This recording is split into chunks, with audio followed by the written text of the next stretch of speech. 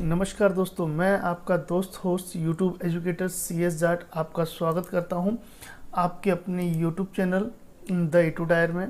दोस्तों, आज हम जो जानने वाले हैं, जिससे हमें बात करेंगे, वो हम करेंगे पॉलिटीज़ के MCQs के बारे में।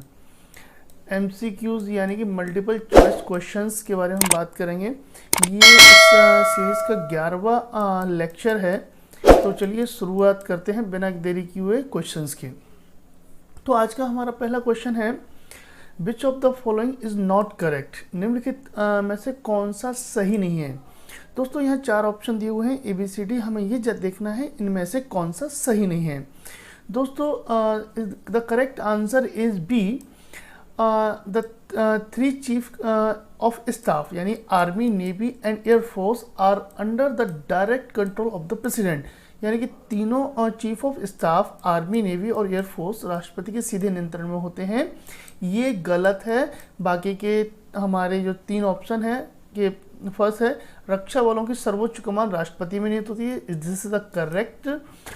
एंड सेकेंड, राष्ट्रीय रक्षा की जिम्मेदारी केंद्रीय मंत्रिमंडल की होती है, it is also correct. And the fourth one, रक्षा संबंधी सभी महत्वपूर्ण प्रश्न प्रधानमंत्री की अध्यक्षता में राजनीतिक मामलों की मंत्रिमंडलीय समिति द्वारा तय किए जाते हैं, D is also correct. That's why हमारा सही आंसर होगा बी। भी सही नहीं था। चलिए नेक्स्ट क्वेश्चन देखते हैं। Who act as the president of India when neither president nor the vice president is available.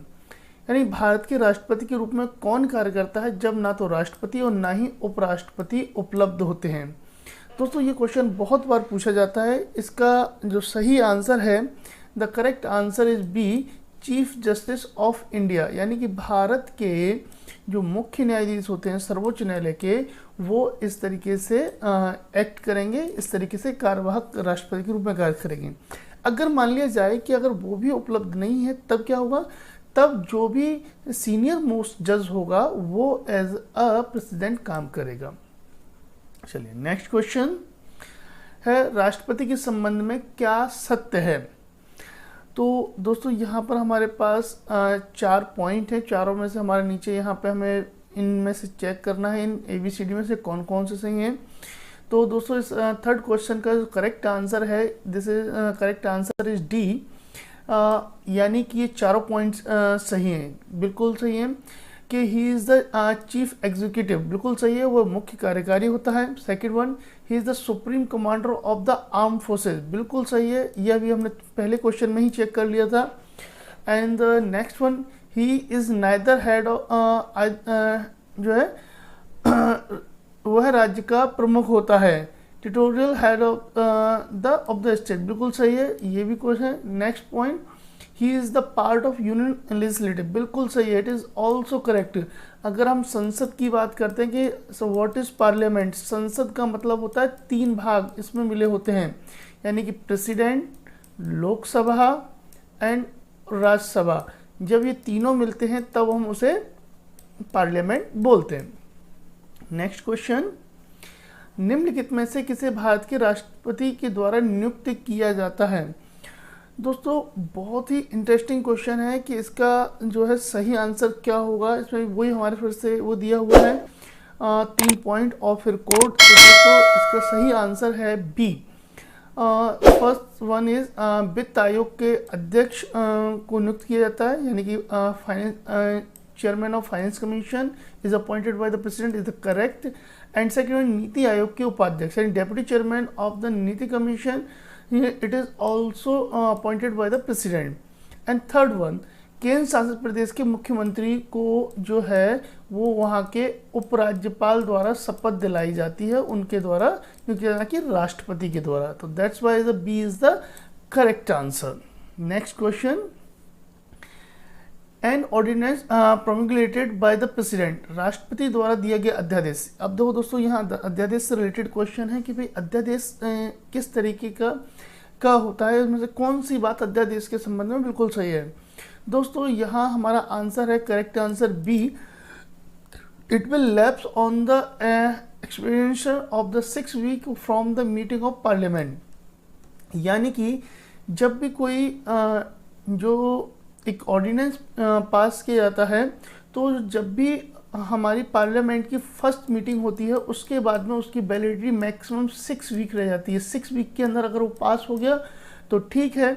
ये आर्टिकल 1, 2, 3 में दिया हुआ है केंद्र के लिए, और राज्य के लिए 2, 1, 3 में ये दिया हुआ है स्टेट के लिए।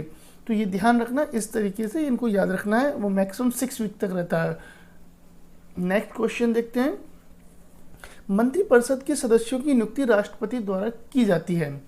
बिल्कुल सही बात है कि राष्ट्रपति इनको जो all the council of minister जो है मेंबर जो है इनकी अपॉइंटमेंट जो है बाय द प्रेसिडेंट होती है। बिल्कुल करेक्ट पॉइंट है, but on the advice of, यानी किसकी सलाह पे की कर सकते हैं।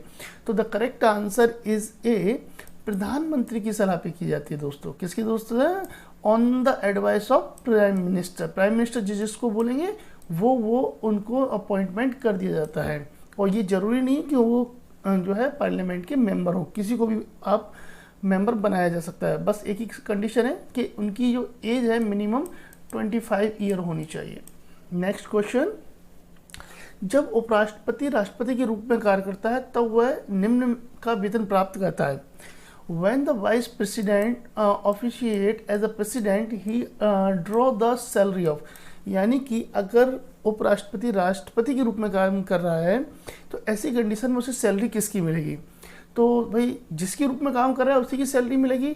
डेफिनेटली उसे किसी को व्यक्ति को डबल सैलरी नहीं मिलती है। The correct answer is A, as a president उसको सैलरी रिसीव होंगी। Next question. अब हमें पता करना है इनमें से इस 8th क्वेश्चन में कौन सा क्वेश्चन हमारा करेक्ट है, कौन सा सही है। तो दोस्तों इनमें से जो आप the correct answer is D, Bharat में राष्ट्रपति संसद का हिस्सा। ये हमने अभी मैंने आपको बताया था लास्ट क्वेश्चन में। President in India, the president is a part of parliament. बाद बाकी इनमें से ए, बी, सी तीनों में से कोई सा सही नहीं है। नेक्स्ट क्वेश्चन की ओर चलते हैं। भारत के उपराष्ट्रपति का पद बहुत हद तक किस देश के उपराष्ट्रपति से मिलता है? दोस्तों इसका करेक्ट आंसर इज यूएसए। हमारे जो वाइस प्रेसिडेंट का जो पोस्ट है वो किससे मिलती है? यूएसए के। अगर प्रेसिडेंट की होती तो देन आंसर होता यूके, अगर हम प्रेसिडेंट की बात करते हैं तब।